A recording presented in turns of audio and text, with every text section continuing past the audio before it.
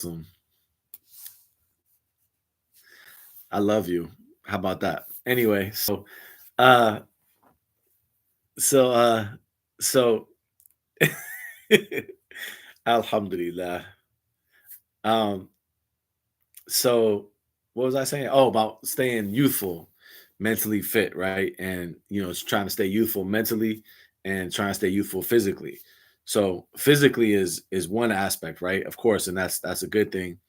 But I also think staying youthful mentally. So I think there's a difference between being immature youthful and being inshallah, thank you, and being mature, right?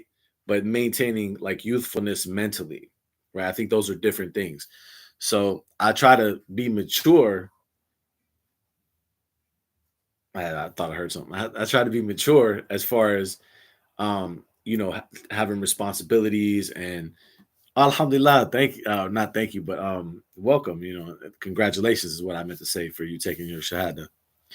So like, I think like you can be mature in the sense of like um having responsibilities and being a mature adult and stuff like that, but you can also maintain a certain youthfulness where you kind of stay connected to the things that are going on around you, and and you kind of are able to relate to people on different levels. So sometimes I think we lose that kind of youthfulness, and then we lose the ability to relate to people on different levels. And you can hear that sometimes. And if anyone says anything like this, don't take this as like a shot at you. I'm just sharing my perspective on what I try to work on for myself, because we can all do it. It happens to all of us. But you hear people sometimes say, they'll say things like, man, these kids these days, you know, right? So I think sometimes that's kind of losing touch a little bit, because you kind of get into this mode that like you're the adult and like you've been through all these different things, and if these kids would only listen to what I have to say. And I think like that's not when you do that, you're not really empathizing and putting yourself in their position and what they have to deal with. Like some people from my generation, they say things, yeah, for sure. They say things like, oh man, yeah, like I actually seen this meme one time, and they said, this meme one time said, I'd like to drop my kids off in 1985 and see if they would survive. And the picture of the meme had like these kids like riding their bikes and stuff. And I'm like, why do you think they wouldn't survive? Because you had bikes, or we had bikes. Why wouldn't they survive? Right? Do you think, let's reverse it? Let's take you from 1985 and drop you in 2024. Would you survive? Right? Would you know how to use a smartphone? Would you be able to survive online bullying?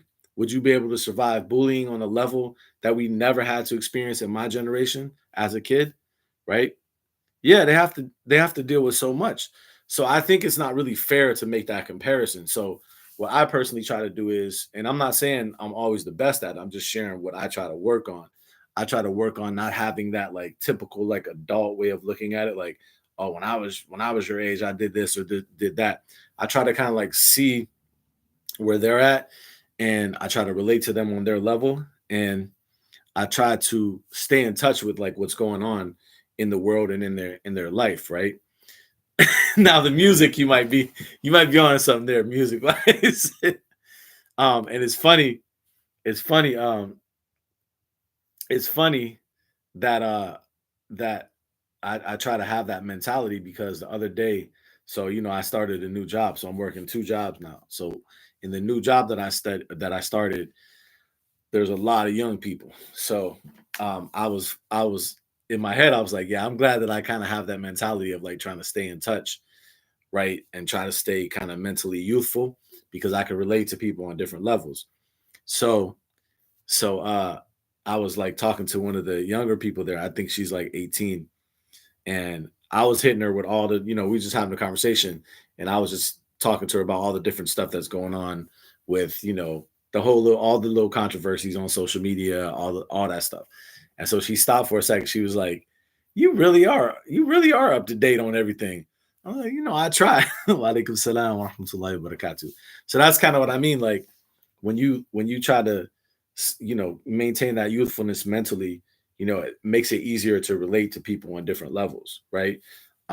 And then if you really want to help people, that's one of the best ways to do it. If they feel like you understand where they're coming from and you understand what they're dealing with and you empathize with that, then they're more likely to open up to you and allow you to help them. But if you're just trying to like project what you think onto them or what was going on in your generation onto them, then a lot of times this was going to make people shut down. Because I know as a kid, right, that's what those things made me shut down. When people talk to me as a kid, that made me shut down.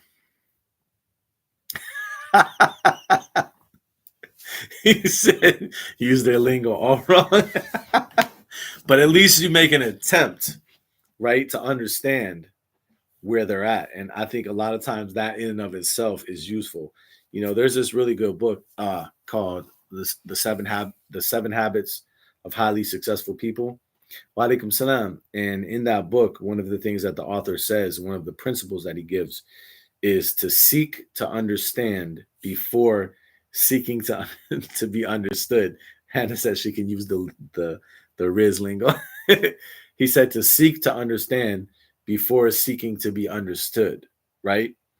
So when you seek to understand people before you seek to have them understand you, seek to understand before seeking to be understood, right? So when you do that, when you try to understand people, because a lot of people want people to listen to them, a lot of people feel misunderstood, a lot of people feel not listened to. So when you are the type of person that will understand them first, you're willing to understand them first before you try to make them understand you. A lot of times they'll be more open to understanding you. They'll be more willing to listen to you because you took the time to understand them first. But if you're just trying to project onto them what you want to say before understanding them, it's a lot more difficult to get them to listen to you. So that whole thing, I said all that because we're talking about the idea of, which is not the main class, obviously, because I know everyone saw the title and everyone's waiting, like, let's talk about that. But, relax, we're gonna get to it. Um, but I just wanted to like talk about that for a second. And I kind of just wanted to kick it for a second, just because we haven't streamed in a couple of days. So I want to just have a chance just to hang out with everybody for a second. Um, the title is about, is wife beating allowable in the Qur'an, or is beating your wife, or however I phrased it. Um, so, and another thing I think about staying youthful mentally is a lot of times what happens to us older people, and this is something we really have to work on. And if you're not older already and you're kind of younger, that's okay, because you're going to get older, inshallah. So this is a lesson to think about as you start to get older. Um, a lot of times what happens is you kind of develop certain ideas, or you learn certain ideas wherever it might come from, whether that's religiously or whether that's from your parents or whether that's from society. And then what ends up happening is those ideas kind of get solidified in your mind and becomes very difficult to change. So that's why like in some traditions, like in Buddhism, for example, um, they talk about developing beginner's mind. So what right, exactly. I agree with that. If you say you feel super young with your kids where you're anxious, no, I agree with that. I feel the same way.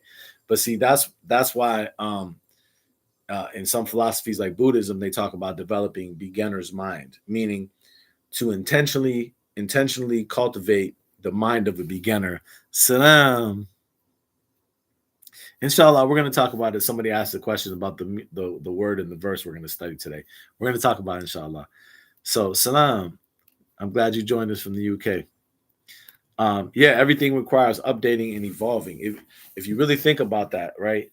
I'm glad you used the word update. That's a really interesting way to think about it, because you would never be okay. Most people would never be okay with not updating like their technology, for example, right? You get updates to your phone all the time. You get new phones, right? New, better versions. Most people aren't still walking around with a flip phone. Some people are. Some people like flip phones. No shade if you like flip phones. Everyone's different. Wa alaikum salam, right?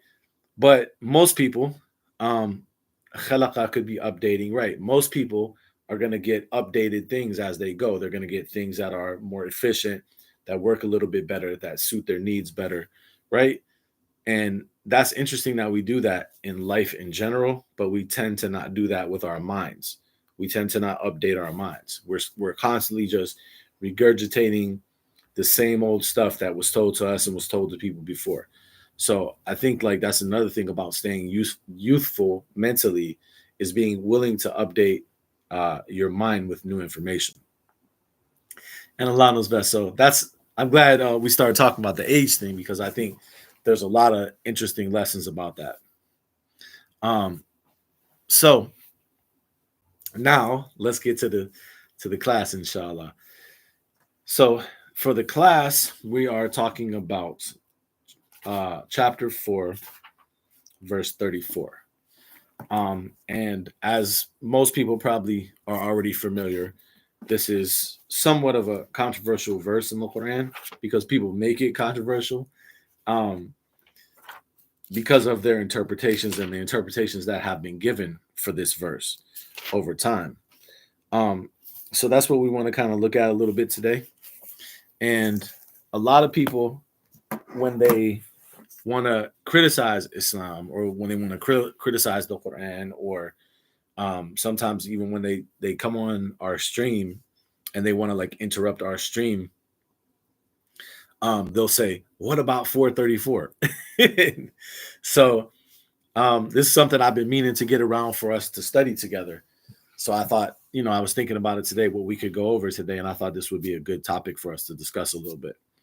And with that said, it doesn't necessarily mean we're going to cover everything about it, because there's probably a lot more that can be covered just in one sitting. But I do want to just address a couple things about the verse to think about, right?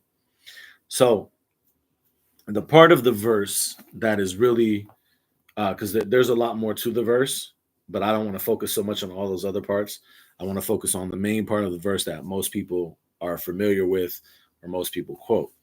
So this part of the verse it says, وَاللَّاتِي تَخَافُونَ نُشُوزَهُنَّ فَعِذُوهُنَّ وَهْجُرُوهُنَّ فِي الْمَضَاجِعِ وَاضْرِبُوهُنَّ.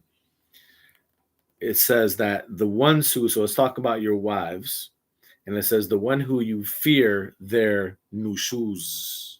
Okay, so we're going to talk about what that word means in a second because sometimes I think they translate that as like disobedience or something like that. But I'm gonna discuss that word in a second. So the ones who you fear their nushuz, fa'iduhun, then they translate it as admonish, but wa'adha, I guess you could say admonish. Wa'adha is like to give an exhortation or something of that nature, like maw'idha. Fa'iduhun, wahjuruhunna fil madaji'i, and stay away from them in the beds. Wadribuhun, and do darb of them. Do darb of them. Now this is the part. This is the part of the verse that most people will be familiar with and will quote and will say this part of the verse means and beat them, and then they'll put in parentheses lightly, right?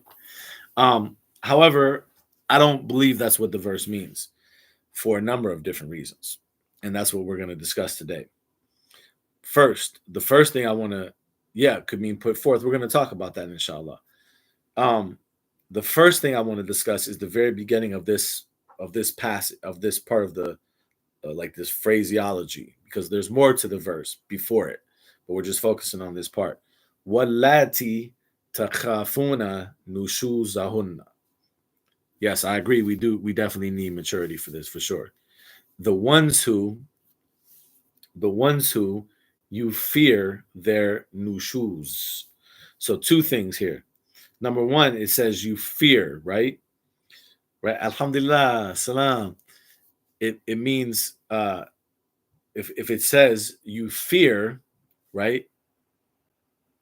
Yes, I agree. Someone over here commented that we should bear in mind chapter 3, verse 7 and 8, that some people follow deviation. That's a good point.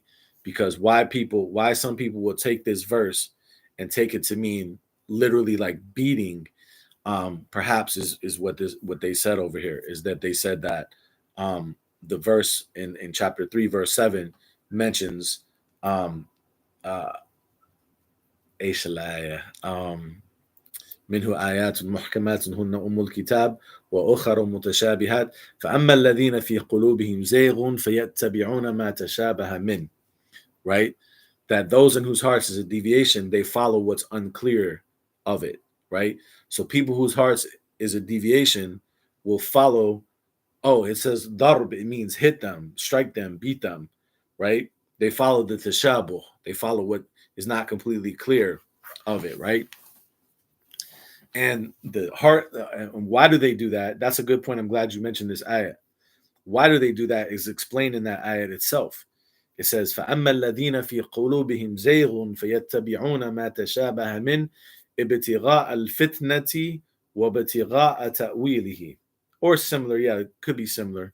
But the idea is that because there's some similarity or some connection, right? That's what kind of what makes it maybe not clear, because it's talking about the details instead of the principles that the book is based on, because the book is based on certain principles which are ummul kitab. These are the mother of the book. And then the other verses are mutashabihat. Those are not necessarily the foundations of the book. And these are the verses that people in whose hearts is a deviation follow. The details that are not the foundations. Ibtigha al-fitnati wa ibtigha ta'wilihi. Right? Yeah, for sure. Seeking al-fitna, they seek fitna, like trials and stuff like that. Wa ibtigha ta'wilihi, and seeking its like final interpretation, right? So So yeah, no, that's a good point. I'm glad you mentioned that verse. So that verse, chapter 3, verse 7, shows perhaps why this verse 434 is often utilized in kind of crazy ways, because there are people who follow those kind of verses in a way that they seek al-fitna and they seek its ta'wil. You're both. You're actually right where you're supposed to be at the time where you're supposed to be. You couldn't be anywhere but where you are in the time that you are, because that's how cause and effect works. Inna kulla shay'in khalaqnahu biqadar. He says we created everything with qadar, with an exact measurement. So you couldn't be any earlier or any later if you wanted to. You're right where you're supposed to be, bro. Welcome. Marhaban bik. Ahlan wa sahlan.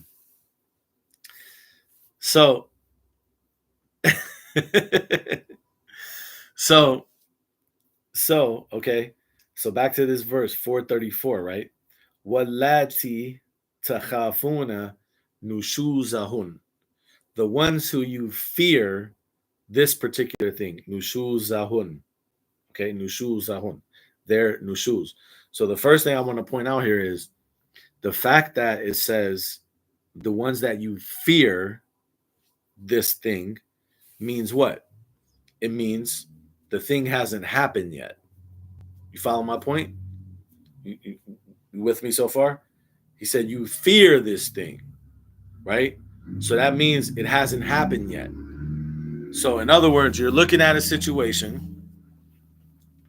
Look, you got to really think about every word. You're looking at a situation in your relationship, and you fear new shoes, right? Not meaning you fear she's going to go to the store and get new shoes. Not that. New shoes, the Arabic word from nashaza, right? You fear this, right? Meaning it hasn't happened yet. So that's first point. He talks about something that you're doing when you fear that something might happen. Do you honestly think, does it make logical sense that you fear that something might happen? It hasn't happened yet. You fear it might happen, and you're supposed to beat them?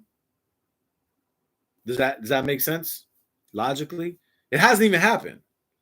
Wallati takhafuna nushuzahun. Takhafuna nushuzahun.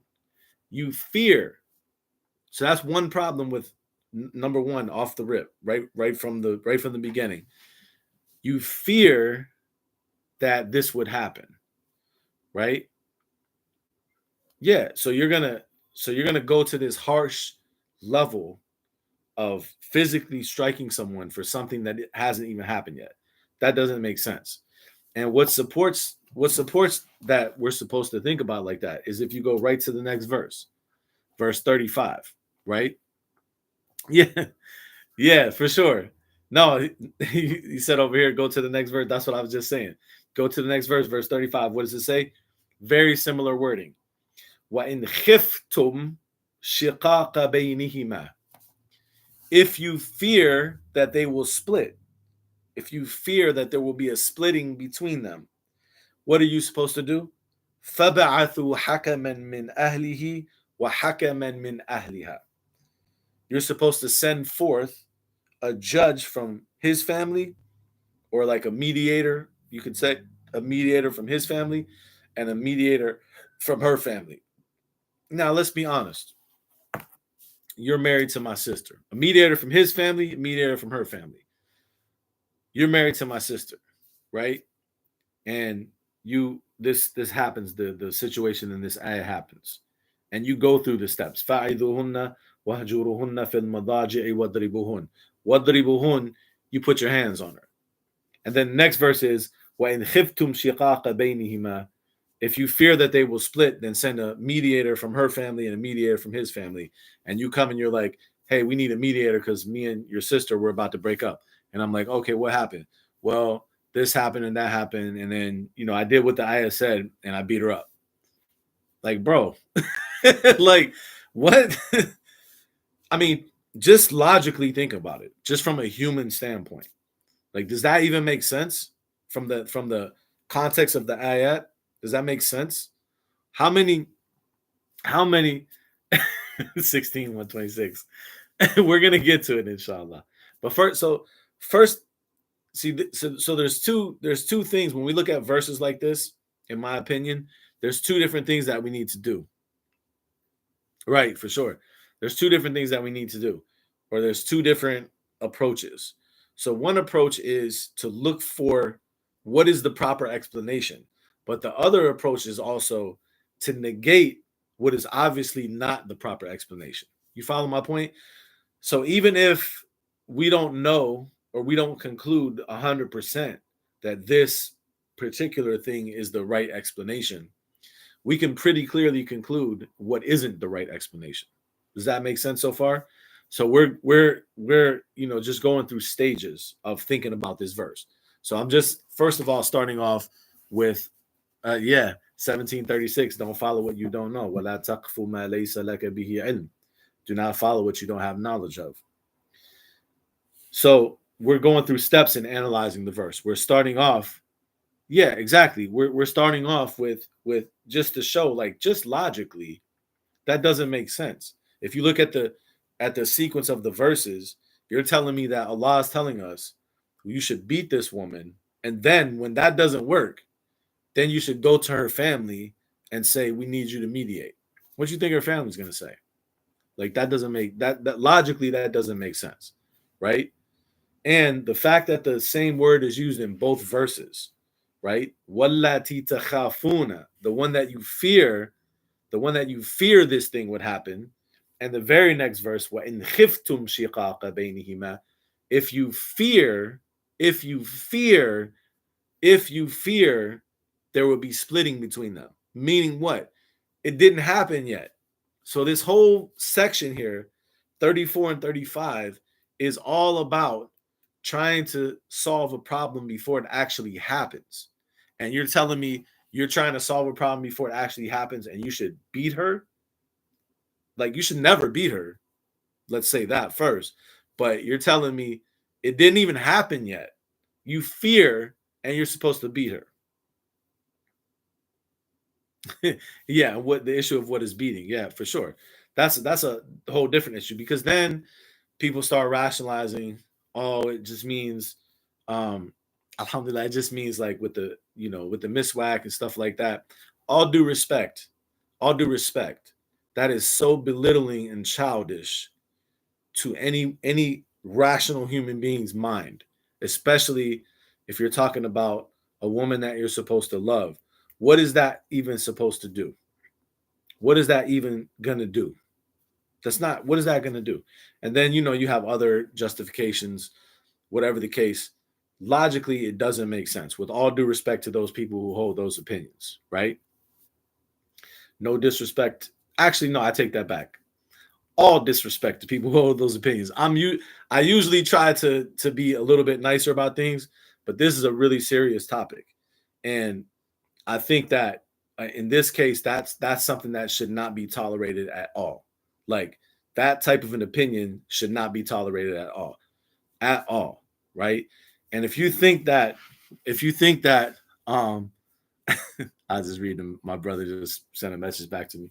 Um, if you think that this doesn't have a real effect on people's lives, you're very mistaken. And I'm not saying any of us here, but I'm saying in general. Yeah, we're gonna explore the meanings of about. Like I said, in stages. That's where we're going. First, I want to just be very like plain and like logical and simple about why it doesn't mean what it doesn't mean. And then we can go to what does it possibly mean. But first, let's look at the logical things about what it doesn't mean. It does not mean that, obviously, from the context, from logic, right? And from the effect that it has. Do you know? And some people will take it like I'm bashing Saudi, but I'm not. I'm just telling you things that I've personally have researched, right? Do you know like the problem of spousal abuse? I don't know about currently, the statistics currently, but I know at a particular time in Saudi Arabia, that was a huge problem. Like, domestic violence organizations, or at least one, had to be formed to deal with this problem. Because I personally believe, if you ask why was that such a problem, and why did a domestic violence organization have to be formed to deal with that problem, because of their understanding of verses like this. If you have a verse that people are using to justify physically hitting a woman, of course that's going to be a problem. You don't think men are going to take advantage of that? All you have to do is look in our society today. Look at all the people that get arrested for exploiting others, for like the whole Diddy situation, like all that type of stuff. I'm not saying that there are never women that are involved in those things, because in some cases there might be. But in general, most of the time you see that's men that do that. That's men that are taking advantage of those things. So if you think that men will not use a verse like this to justify their behavior, you don't know men. And I'm a man, so I know men. I know how men think. Men will definitely use this verse. So I think, yeah, that's why I said that, because of her. Because there's always an exception, right? So I made sure that I hedged my words, because I knew as soon as I said that, someone was going to mention her. And Jazakallah khairan for mentioning her. That's why I said that. In some cases, there are women involved. But in general, the main people you see doing that are men, right? So I know what men are capable of. So if you think that men are not capable of using a verse like this to justify what they want to do, then you don't know men very well, right? So, so, uh, so that's number one. We have to be very clear that understanding this verse like this is very dangerous. It's very, very dangerous, right? To just assume that the way that we understand this verse is just an intellectual exercise and has no real effect on society. It has a huge effect on society.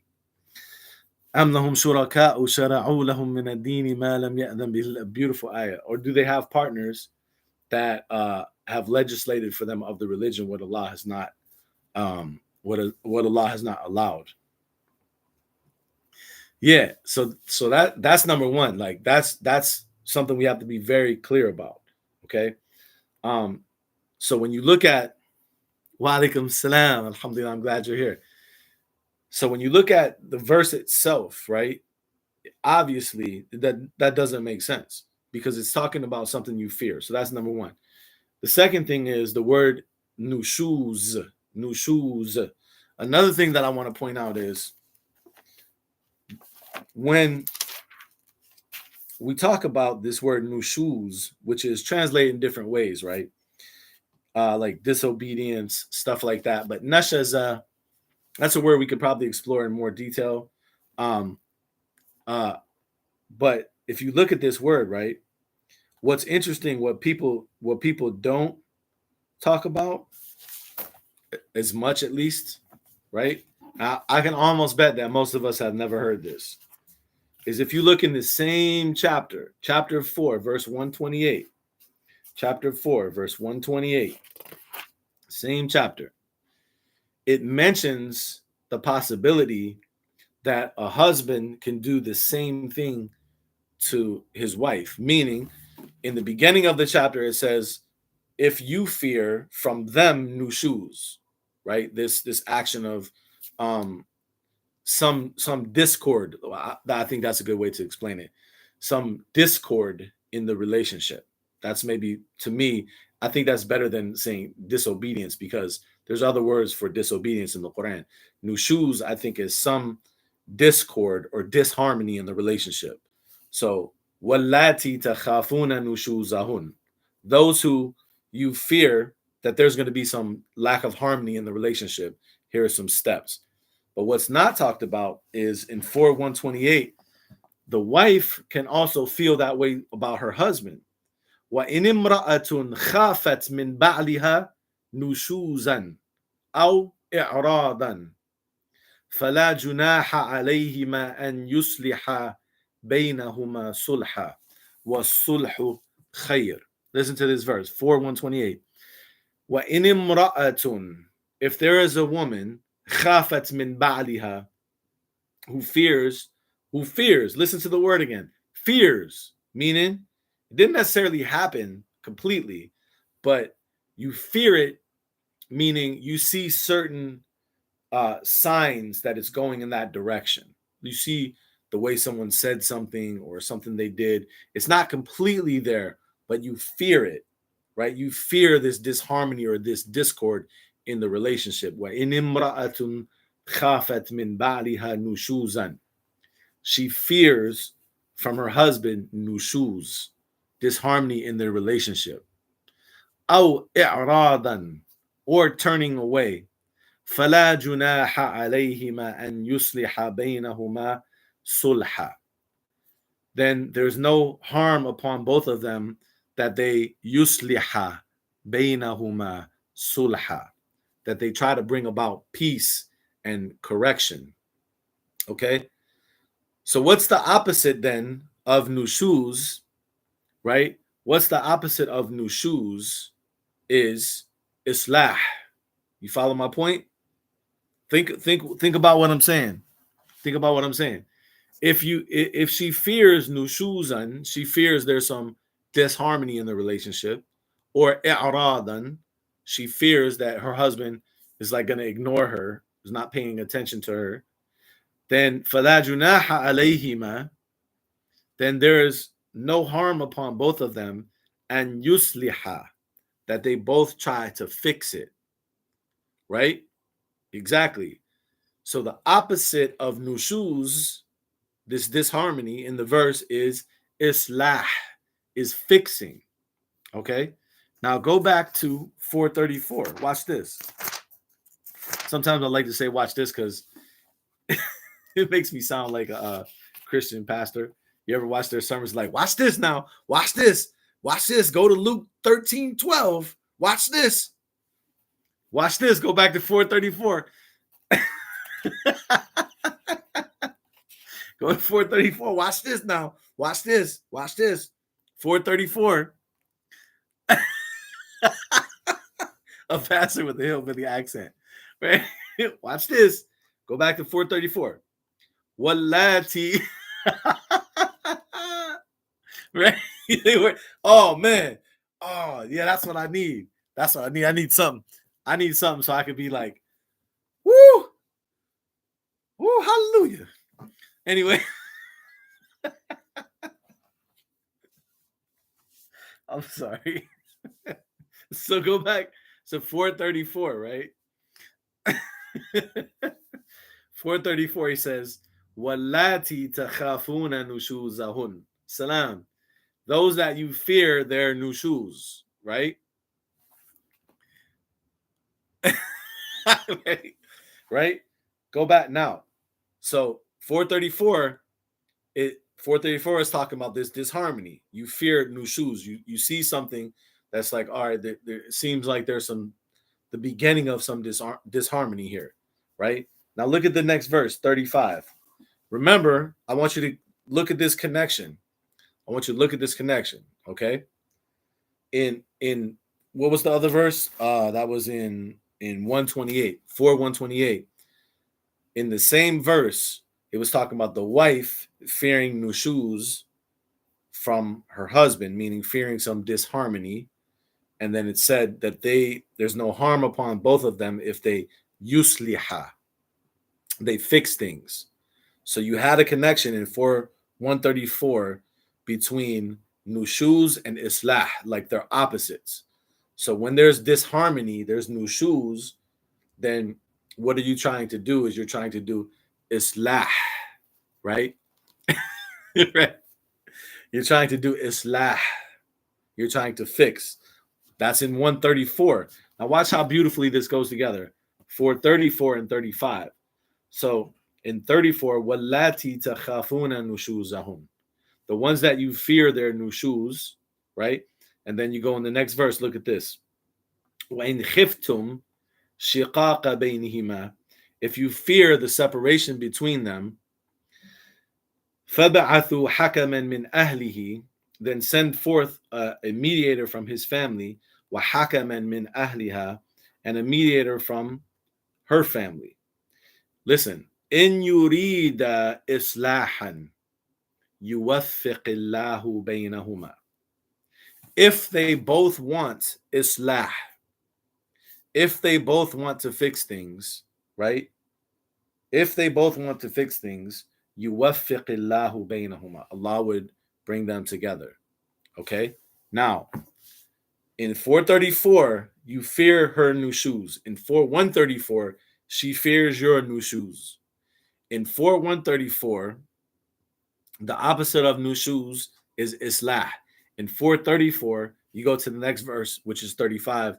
It says, when you send a mediator from her family, a mediator from his family, what are they trying to do? Is to create islah, to fix things between them.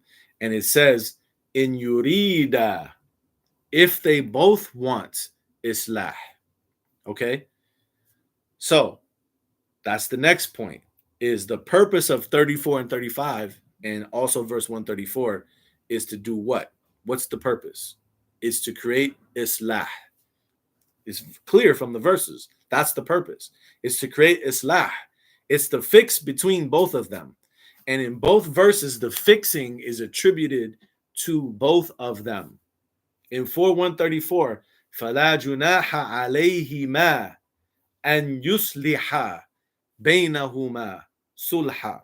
There is no harm on both of them if they both yusliha, if they both fix between them sulhan, like making peace. And in this verse 435, in yurida islahan, if they both want islah. Okay, so you following me? So in both verses that nushuz is used, I'm hitting all of it. I was a pastor a minute ago, now I'm a rapper. But in both of the verses, the fixing things is attributed to both of them. So it's a mutual fixing. It's not one person forcing something on the other. Now, let me ask a question, right? If the fixing is attributed to both of them in both verses, right?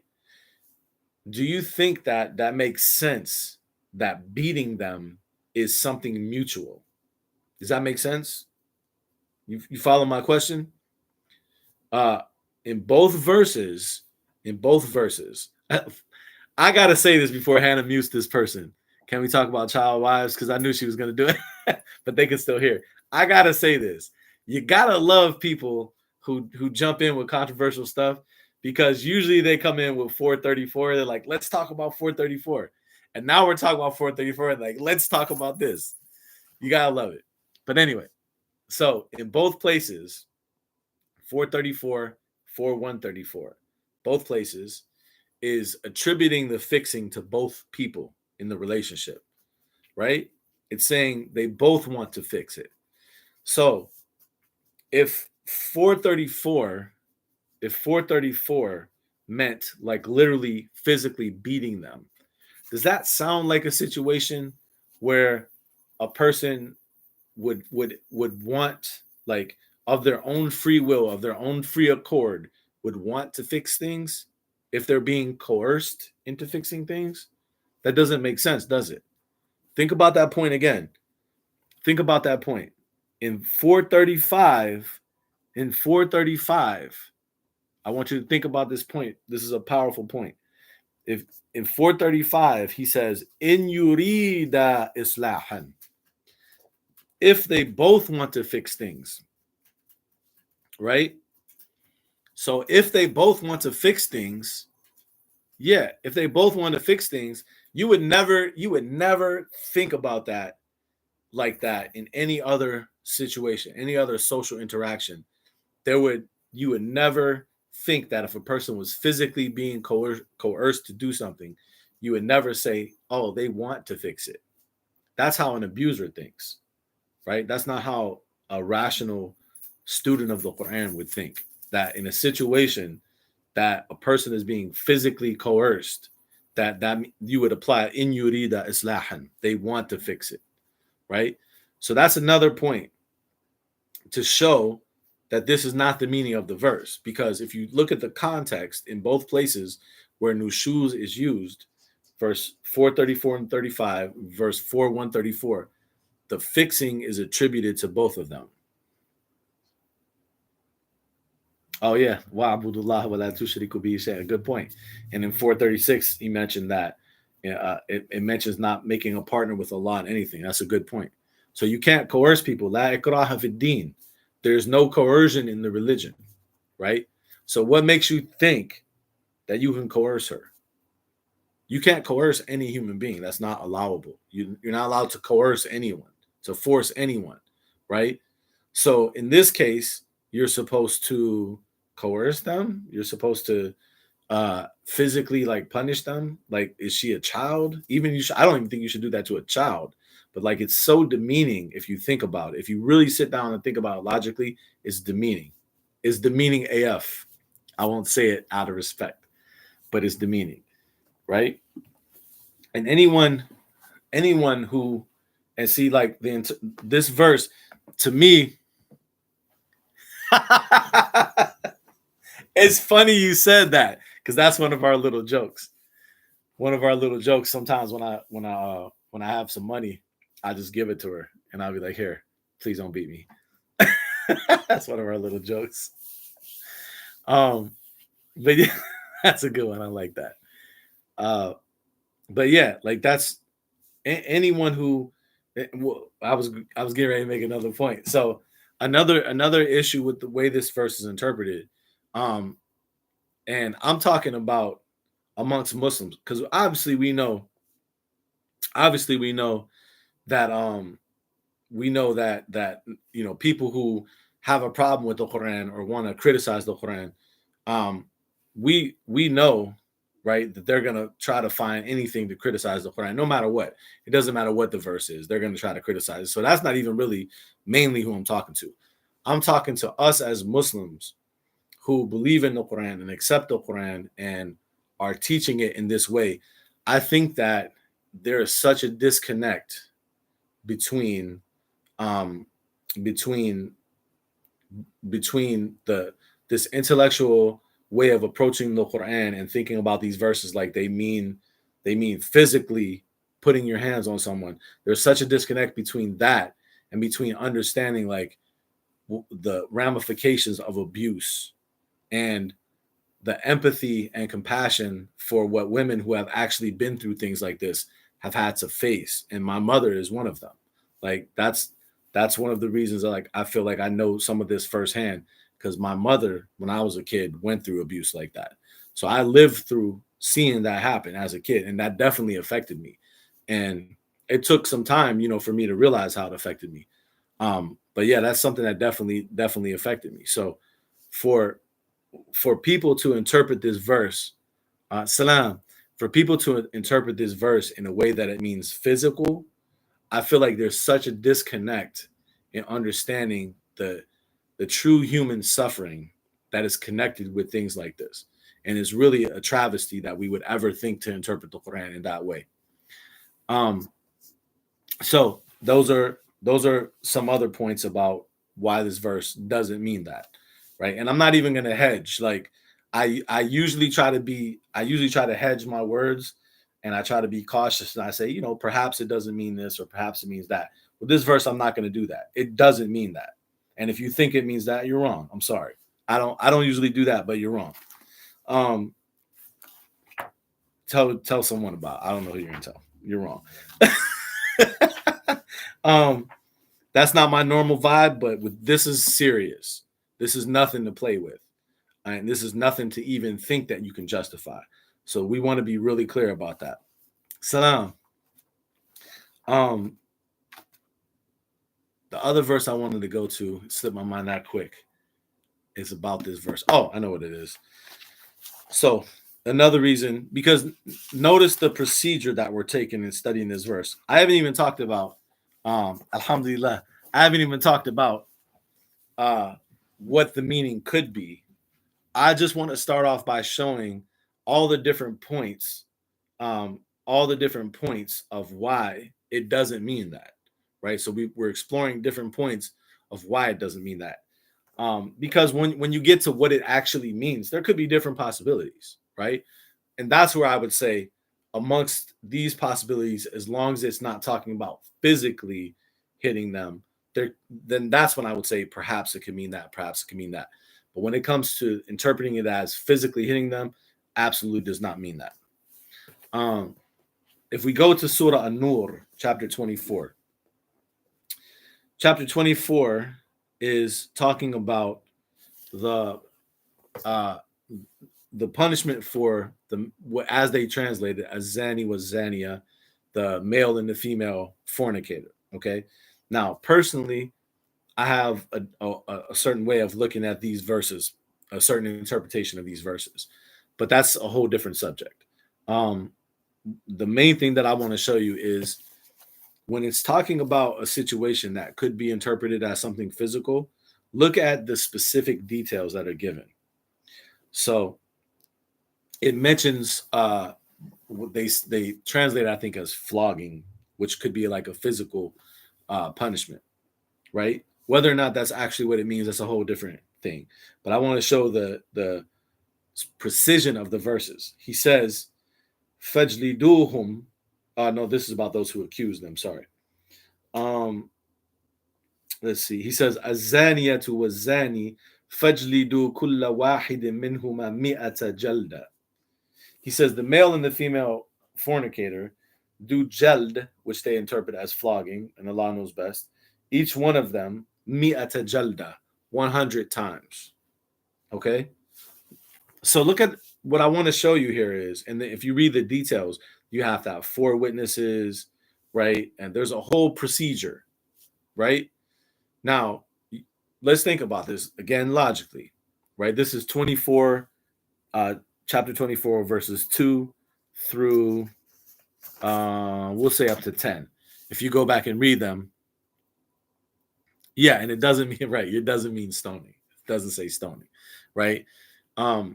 But my point is, if you read through these verses, when it's talking about an actual like punishment, these verses are so specific.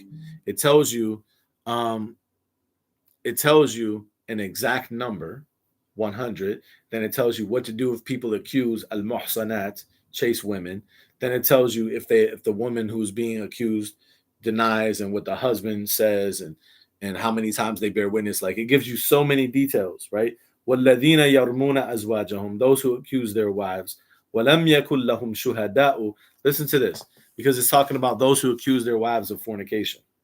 وَالَّذِينَ يَرْمُونَ أَزْوَاجَهُم وَلَمْ يَكُنْ لَهُمْ شُهَدَاءُ إِلَّا أَنفُسُهُم. Those who accuse their wives and they don't have any witnesses except themselves. فَشَهَادَةُ أَحَدِهِمْ أَرْبَعُ شَهَادَاتٍ بِاللَّهِ. Then the witness of one of them is 4 witnesses by Allah, إِنَّهُ لَمِنَ الصَّادِقِينَ, that he is from the truthful. Hold on. TikTok always makes me solve a puzzle to make sure I'm human.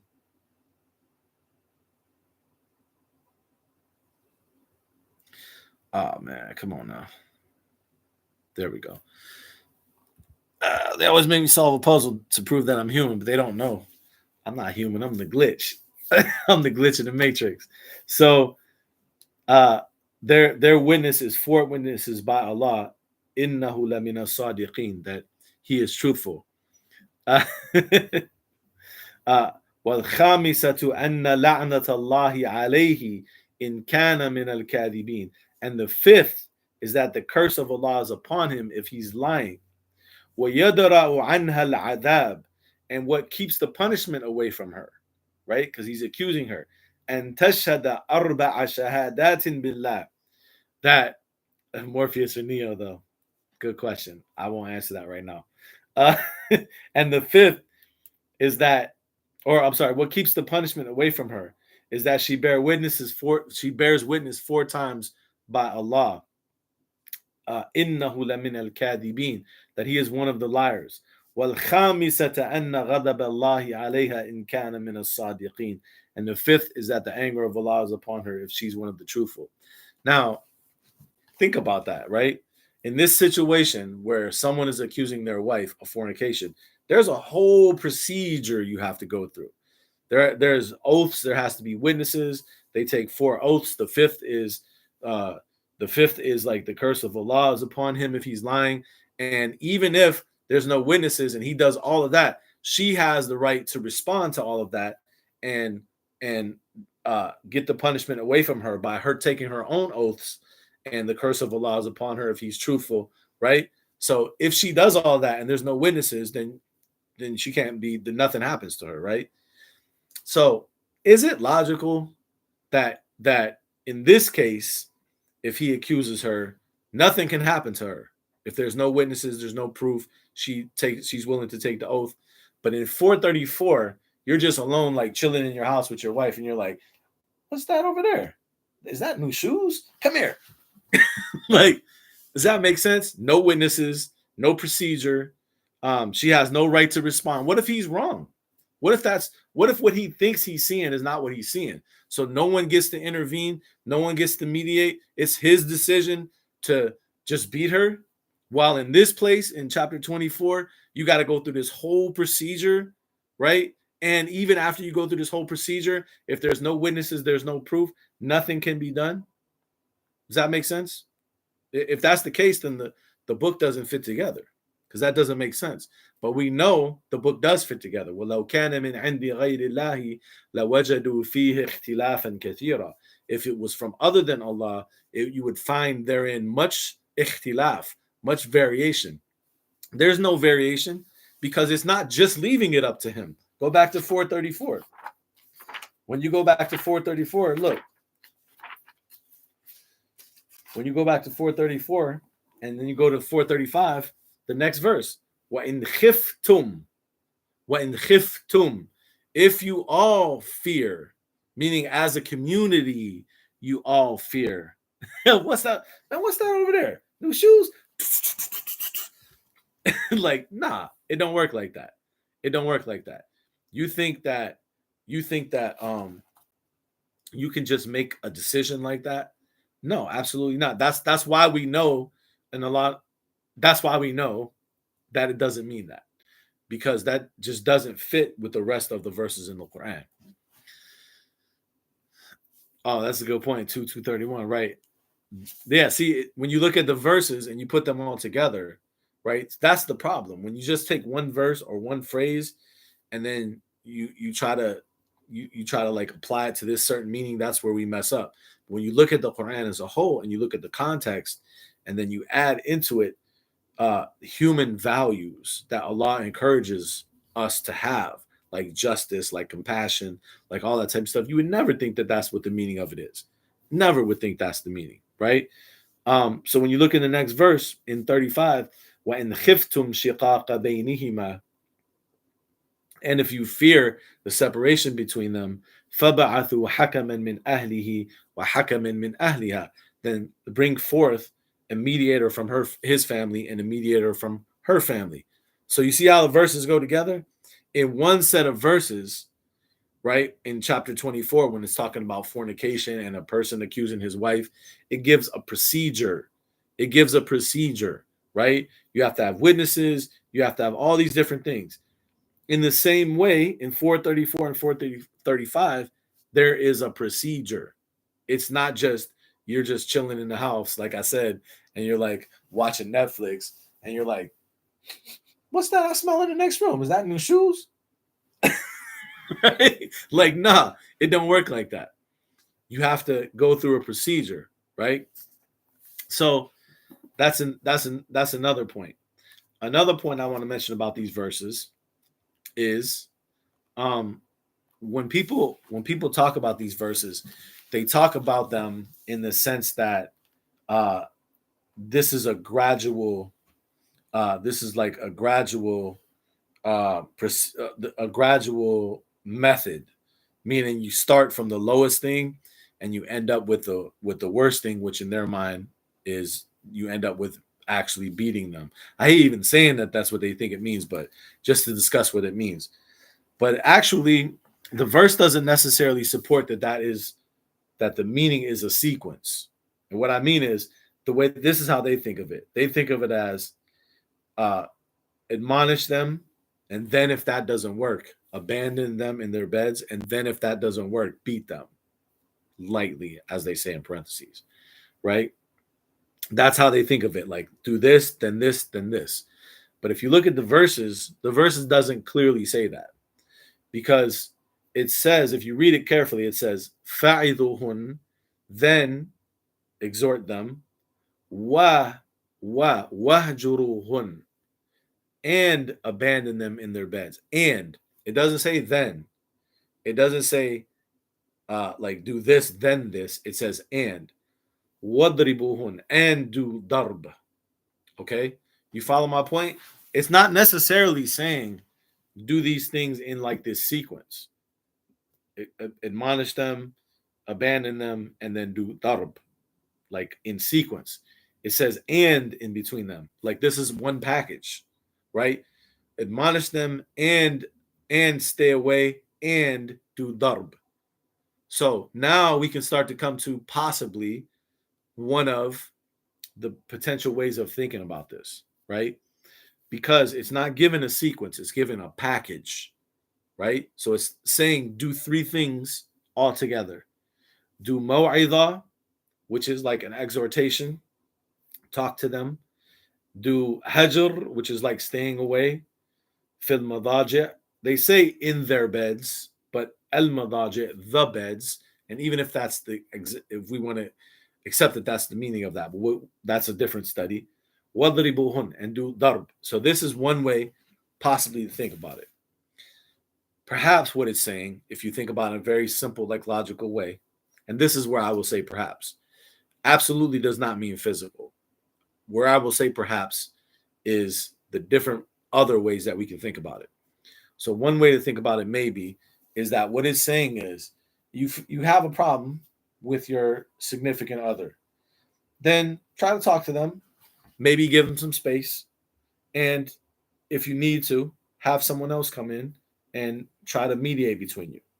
Simple, right? فَعِذُهُنْ وَهْجُرُهُنْ فِي الْمَضَاجِعِ وَضْرِبُهُنْ.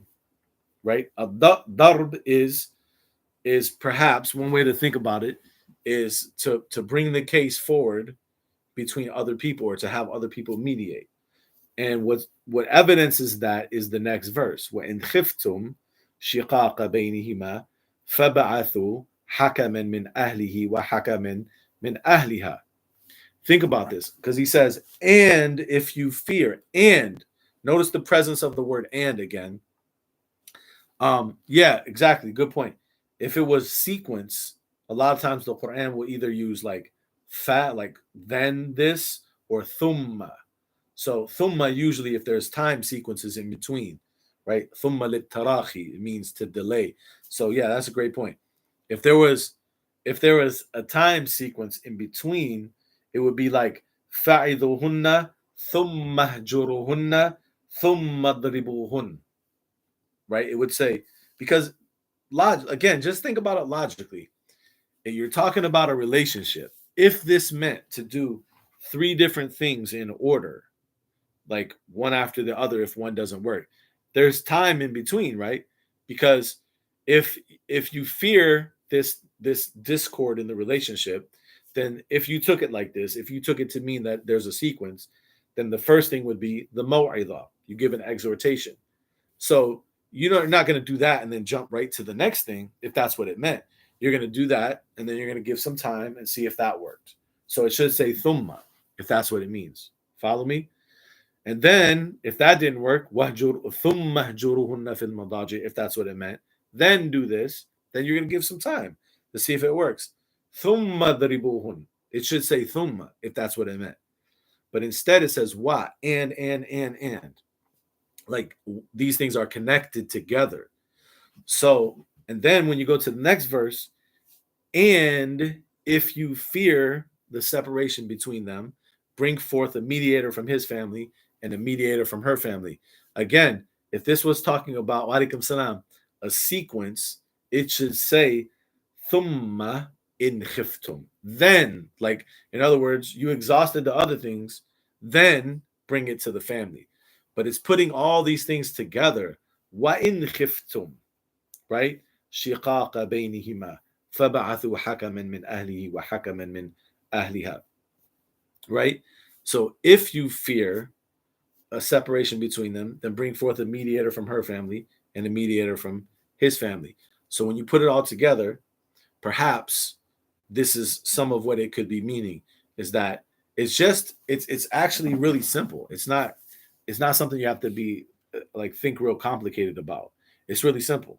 Like me and my wife, right? We're human beings, so sometimes we have disputes. It happens, right? That's any relationship, especially someone you've been with for a long time. So what do? We talk about it, right? If I have an issue, then I express it. I say like, this is something I notice, this is bothering me, right? And then wahjuruhunna fil madaji, like when you translate it as abandon them, it makes it sound like really harsh. But if you think about it, it's like just giving space. That's all you need. Alhamdulillah. I said just say yes, yes, man, yes, madam. No, I generally try to do that, but I think of it as just giving some space because sometimes both people need space. So sometimes I might sometimes I'm the one that needs the space, right? So sometimes like I might not be in the right mind frame to deal with it in a positive way.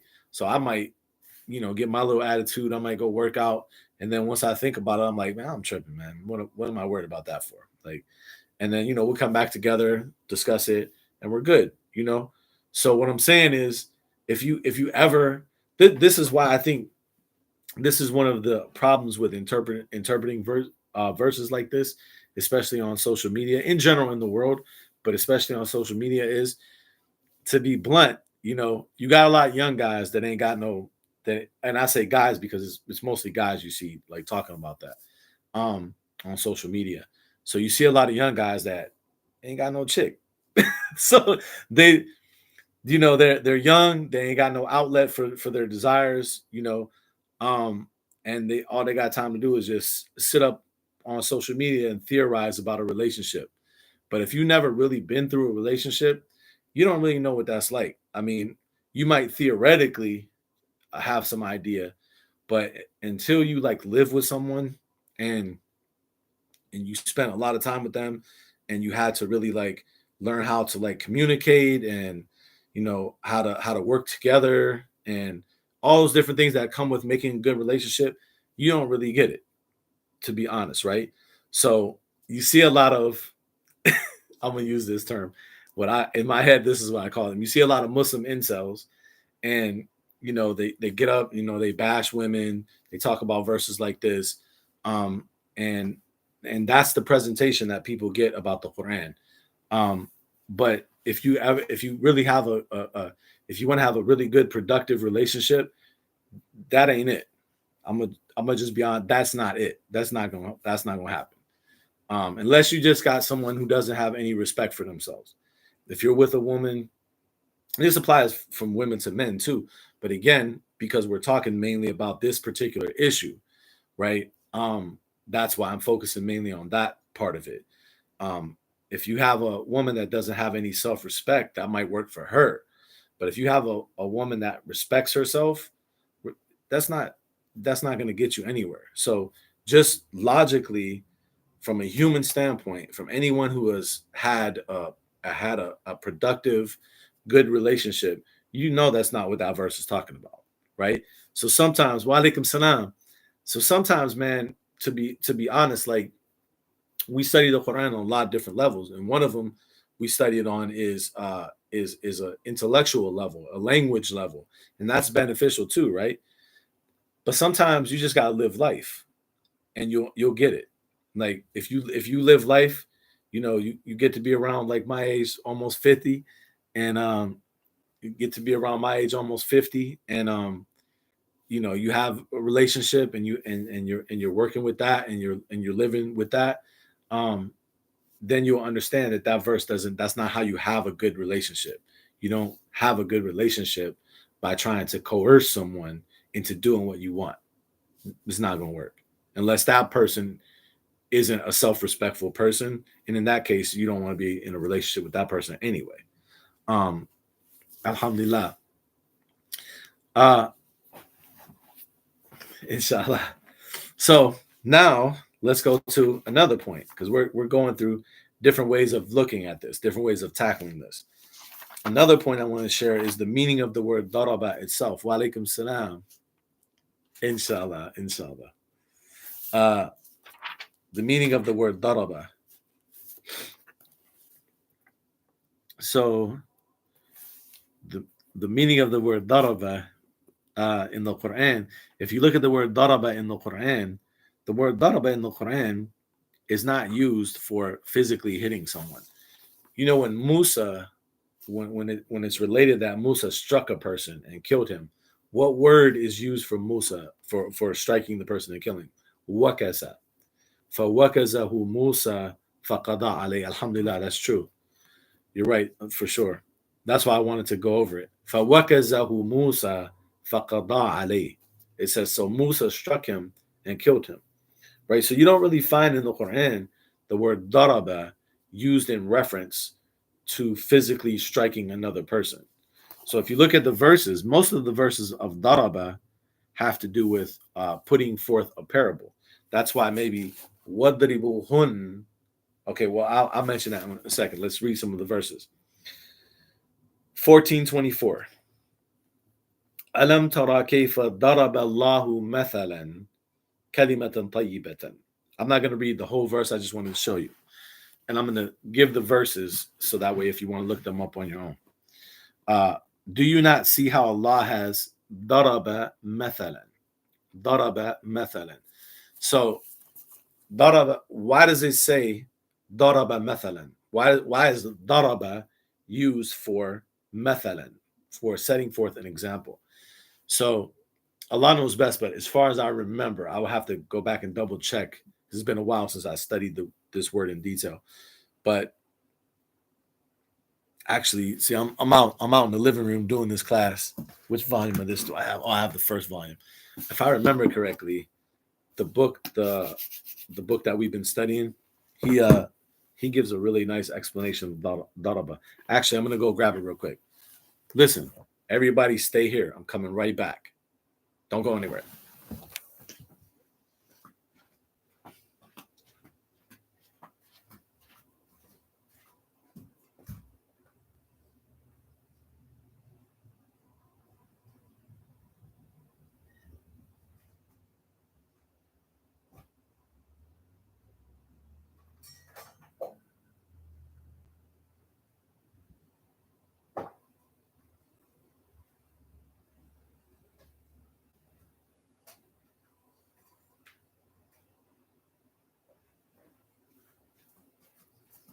All right, I'm back. Don't go anywhere.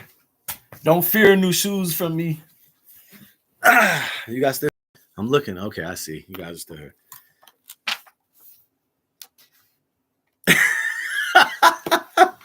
He said Ben just went to apply at 434. All right. If I remember correctly, he gives a really nice explanation of daraba. So let me see. It's been a while since I read it. I'm trying to remember exactly what he said.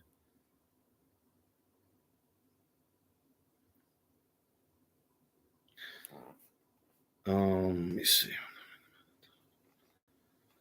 فيقال طرقه أي ضربه بالانطلاق الضراب. Okay. All right. So let's talk about this a little bit. There's a lot to unpack about the word daraba. Let me see. في الأرض جارة. Let me see.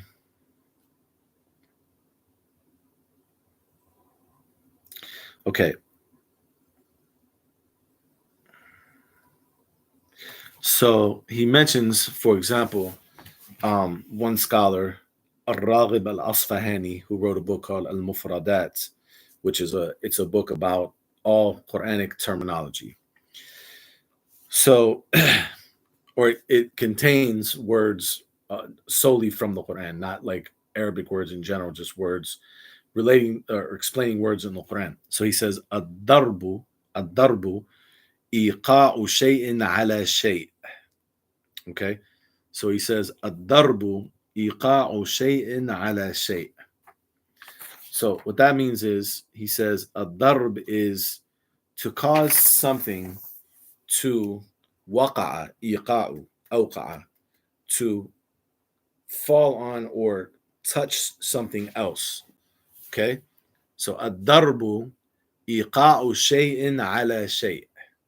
So that's why sometimes people might think about it as hitting, because you're taking something and you're causing it to fall upon something else. Iqa'u shay'in ala shay'. That might be, yeah. Oh, you're talking to the other person. Iqa'u shay'in ala shay'. Okay? So let's start with that real quick to think about that. Because when you look at, say, for example, when you look at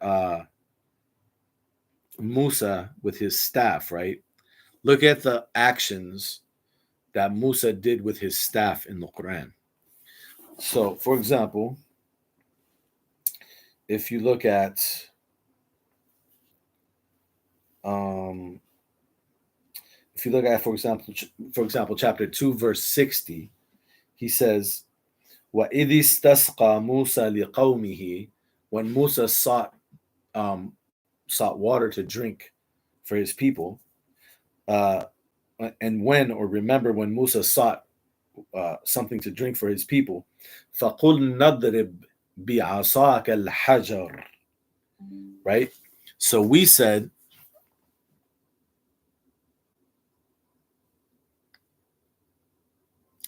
I was just very confused about a message I just got.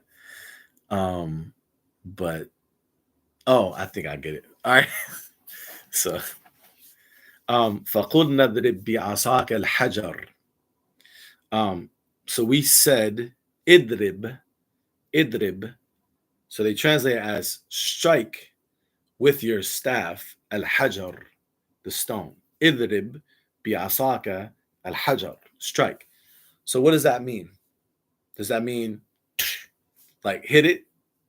Or does that mean just touch it?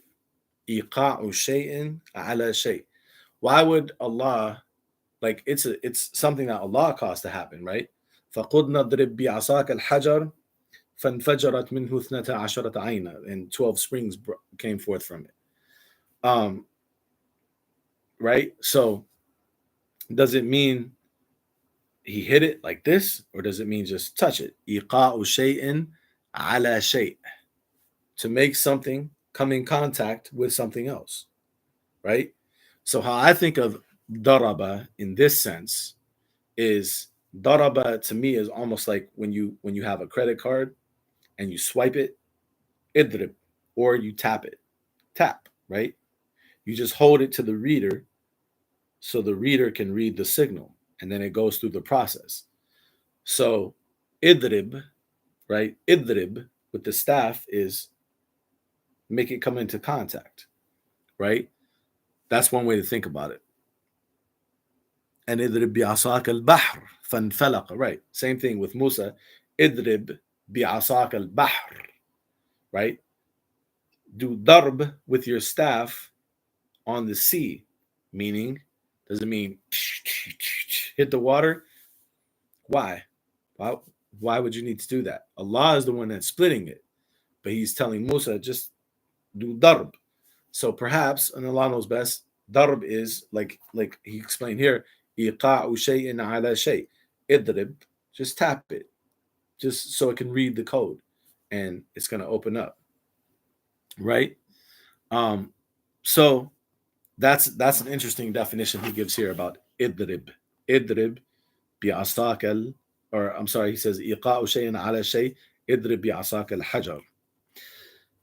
Okay, so now the way this author kind of sums up the different definitions, he says, هو طرق شيء بشيء على برنامج مقصود. It is to tarq something, like tarq kind of means hit, but tarq is sometimes used to knock, right? To mean like knock, or tariqa, taraqa. Like, so mainly like to touch something or connect something to something else according to a certain program, right? So you're causing things to be connected or touched together in order to enact a certain program, right? Just like the card, you touch it, it enacts a certain program, right? It accesses your money, for example. It accesses your account. So let's see how I explain some of the other words or the other usages. So another usage of daraba in the Quran is actually to turn away from something, right? And you can see this usage if you look at أَفَنَضْرِبُ عَنْكُمَ الذِّكْرَ صَفْحًا.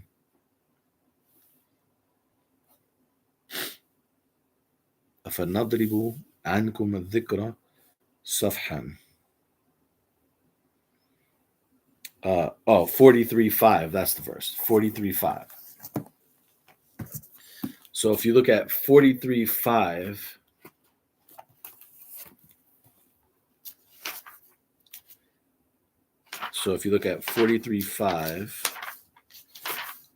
so 43:5 is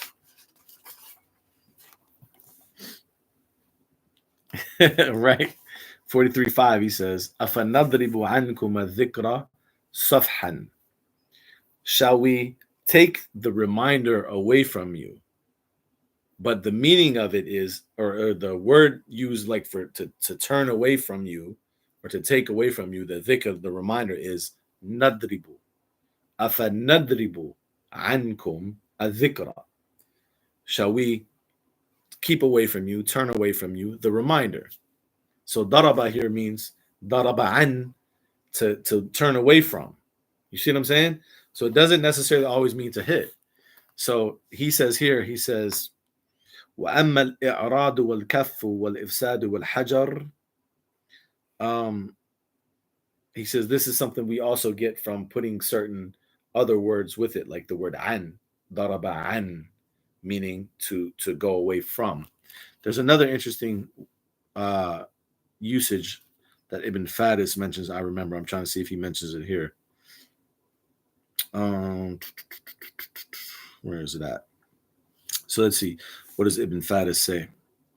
He says also وَمِنَ الْبَاب, from this same meaning is الضرب الصيغة. الضرب, when you say الضرب can mean the صيغة, the shape or the form of something, right? يقال هذا من ضرب فلان أي من صيغته. You say this is from the darb of so and so, meaning from his sigha. It's the way he's formed. So you see the different usages of it in Arabic. There's a specific one I know he mentions that I'm trying to look for. He also says وَيُقَالُ لِلسَّجِيَّ وَالطَّبِيعَةِ, and it's also said for a person's nature, like for human nature. We also say in Arabic, ad-dariba. Ad-dariba. That's your dariba. This is how you've been like formed. he says, وَيُقَالُ لِلصِّنْفِ مِنَ الشَّيْءِ. It's also said in Arabic for a certain category. So if you're talking about a category of something, we call that a darb. A darb is this category, right? Um, كأنه ضرب على مثال ما سواه من ذلك الشيء, as if it was like duriba, formed or shaped according to the same example of the other things that fit that category. So a darb could also mean a certain shape, or I'm sorry, a certain category. Um, Also, we use the word ad-dariba for a tax. He says, وَالضَّرِيبَ مَا يُضْرَبُ عَلَى الْإِنسَانِ مِنْ جِزْيَةٍ وَغَيْرِهَا. Ad-dariba is مَا يُضْرَبُ عَلى الْإِنسَان, like a tax that's placed upon a person. And he says, وَأَضْرَبَ فُلَانٌ عَنِ الْأَمْرِ, that when you say adraba, someone adraba from something, it means إِذَا كَفَّ. It means when he restrained from it. So you see, if you look at the usages of it, right? There's so many usages of the word daraba that don't have to do with like hitting. And as I was getting ready to say earlier, I thought he was going to mention it, but I didn't see where he mentioned it here. If I recall correctly, daraba, one of the usages of it where some of these come from is from minting a coin. When you mint a coin and you put like the face of the person, or the date or whatever, you call that daraba. So that's why we say daraba mathalan, because you paint a picture, you describe something, right? And that's why perhaps the category of something is called a darb, right? Because it's described according to these certain characteristics. So another way that sometimes people might think about wadribuhun is you're describing them or you're categorizing them. And that could go with if you are bringing mediators in, right? Then you have to discuss the issues that you have. So you have to do darb. You have to categorize them and say, this is the issue I'm having because this is the quality that I perceive. I perceive this quality. I perceive she's having this issue. This is why we're having issues. So daraba is just like daraba mathalan is to set forth the the description of something. Okay, that's another possible interpretation. Okay, um, just to show you again that the word daraba doesn't always mean, most times in the Quran doesn't mean physical at all. I would actually say probably, I would say most times, because I was going to say almost none of the times, but I'll say most times just to be on the safe side. But like physically hitting, I mean. But there's an interesting usage in 1811. In 1811, right? He talks about Ashab al-Kahf, Ashab al-Kahf, the companions of the cave, and he says, فَضَرَبْنَا عَلَى آذَانِهِمْ فِي الْكَهْفِ, right? We فَضَرَبْنَا عَلَى آذَانِهِمْ, like we did darb over their ears, right? When they slept in the cave for a certain number of years, he said, we did darb over their ears. Okay? So what does that mean? He hit their ears? No. Darb over their ears, like they say he sealed their hearing, but he did something classified as darb. See, that's why the meaning of darb is iqa'u shay'in ala shay', right? It's to make something fall upon something else or to have connection with something else. So he did darb over their ears. So if you close a person's ears, you connect your hand to their hand. You don't hit it. You just do this. فَضَرَبْنَا عَلَى آذَانِهِمْ, perhaps, or even like this, right?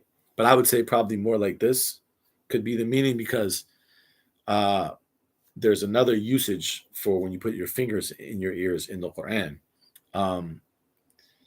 جَعَلُوا أَصَابِعَهُمْ فِي آذَانِهِمْ, like he put their fingers in their ears. So here he said, فَضَرَبْنَا عَلَى آذَانِهِمْ, perhaps. So when you see the word daraba, how it's used in the Quran, it shows, in addition to all the other points we mentioned, I feel like when you put them all together, it really shows that interpreting daraba in that verse as meaning, it means to strike them, it means to hit them or beat them or anything like that, just doesn't add up. It doesn't make sense on a lot of different levels.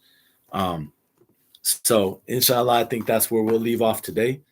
Um, Hopefully, inshallah, that was beneficial. Tomorrow, Wednesday, I think I should be able to stream tomorrow evening. So not necessarily at our regular earlier time, like 2 o'clock, but I should be able because I work until 4. So probably somewhere like around 5 or 6. Alhamdulillah. Inshallah, yeah. It'll probably be around 5 or 6 Eastern time, my time.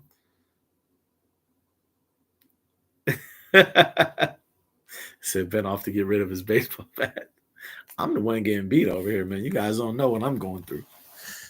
I'm giving I'm giving this talk so I don't get beat, right? I'm trying to give a little like don't beat me, like it doesn't make sense. I'm not gonna change. It I almost I almost wanted to do the little Kevin Hart impression, be like, no, no, don't beat me. It's not gonna work. Don't do it. No. So low key, y'all think I was just giving a talk about the Quran. I'm trying not to get beat. So I'm trying to be like, it doesn't make sense. Don't beat me. It doesn't work. It doesn't make sense. Nah, let me quit. I'm just playing. 47-27 is something I might have to come back to because I definitely have to go real quick. But inshallah, I love Cat Williams a lot better than Kevin Hart. But it's just that voice came to my head when I was saying that. Alhamdulillah. So see you guys later, inshallah. Have a good day. Remind me of that question next time, inshallah, and I'll try to get it. Assalamu alaikum wa rahmatullahi wa barakatuh. New shoes. It's like, man, salam. All right, let me wa alaikum salam wa rahmatullahi wa barakatuh.